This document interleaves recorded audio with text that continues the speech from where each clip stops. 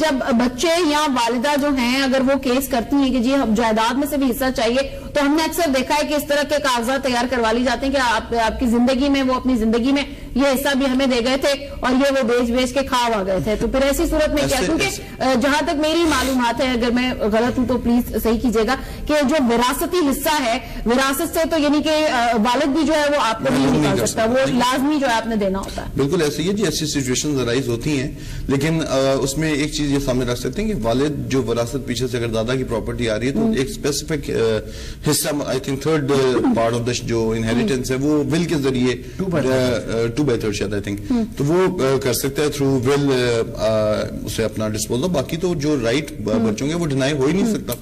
اچھا سر، ایک بات کہ عدالت ملنے کی اجازت دیتی ہے کورٹ میں، وائی کورٹ میں، گھر میں کیوں نہیں؟ This is what we are agitating for. Why court میں؟ کیونکہ عجیب بات دیکھیے کہ اس کو کسٹڈی کے معاملات کو 4 لاز ڈیل کر رہے ہیں، جس میں چائلڈ، اس میں گارڈین وارڈز ایکٹ 1890 ہے، فیملی کورٹس آرڈیننس 1961 ہے، فیملی کورٹس ایکٹ 1964 ہے، اور فیملی کورٹس رولز 1965 ہے، اور پلیتھورا آف ججمنٹس ہیں.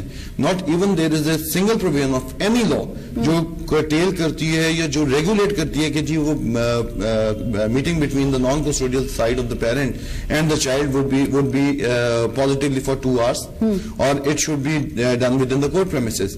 اگر آپ لا کی تھوڑا سا دقیق ہو جائے گا، لیکن اس میں ایک جنرل کلازز ایکٹ کی سیکشن 24A جو پابند کرتی ہے ایوری اتھارٹی کو including the judicial authorities to give justification for their orders.